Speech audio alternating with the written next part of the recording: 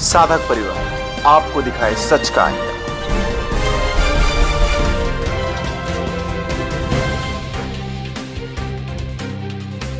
मेरे को इतनी जानलेवा बीमारी थी, ऐसी जानलेवा बीमारी थी कि मैं बच ही नहीं सकता था। मैंने सब घर वालों को बोल दिया था कि मैं मर जाऊंगा, लेकिन बापूजी की कृपा से ऐसा चमत्कार हुआ कि बापूजी ने मेरे को ऐसी प्रेरणा दी कि बेटा रात भर ऐसा ऊंधा सो जा नारायण करके। सुबह में मेरे जो तबीयत में जो परिणाम आने लगा, अभी मैं हट्टा कट्टा हो गया।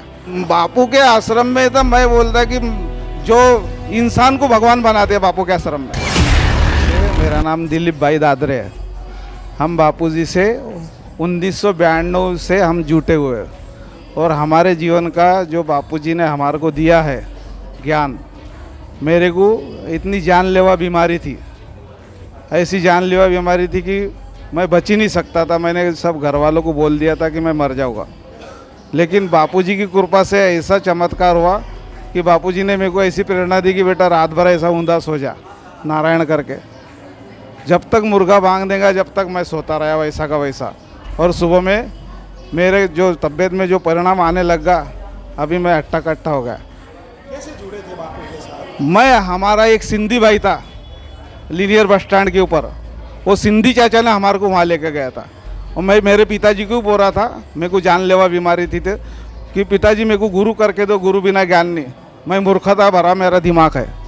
तो फिर मैंने, मेरे पिताजी ने ध्यान नहीं दिया, तो हम वहाँ आश्रम गए, बापूजी को गुरु कर लिया। फिर मैंने क्या देखा था मतलब बापू ने, हम पहले तो ऐसे ही थे, मूर्ख थे बिल्कुल। फिर वो हमारे को जुड़ गए ना, तो जुड़ गए तो मेरे को गुरु करना था।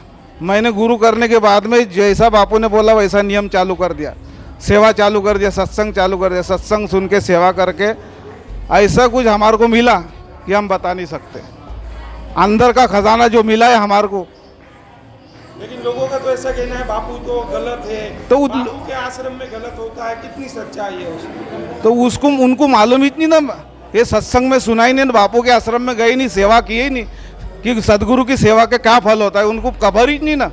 मानवे से जाते हो, क्या होता है बापू के आश्रम? बापू के आश्रम में तो मैं बोलता कि जो इंसान को भगवान बनाते हैं बापू के आश्रम में, नर से नारायण होता है। मैं गारंटी से बोलता हूँ।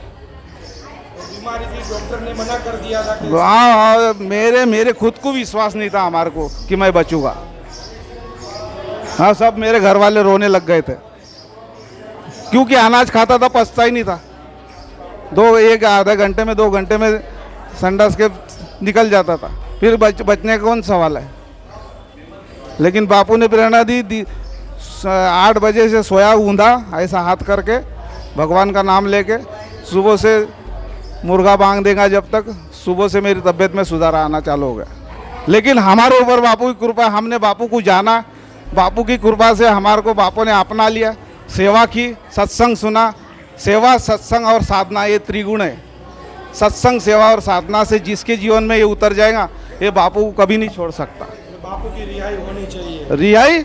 अरे इनको अभी मैं बोल नहीं सकता। बापू की रिहाई तो कब से करने को होना था, कितना लोगों का कल्याण हो जाता।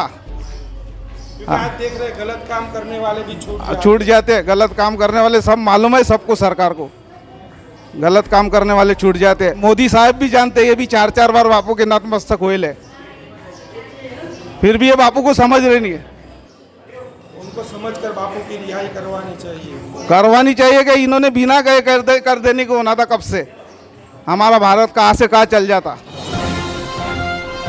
जानिए देश की पल पल की खबर नीलेश ठक्कर के द्वारा आपके अपने साधक परिवार पर। साधक परिवार आपको दिखाए सच का आईना।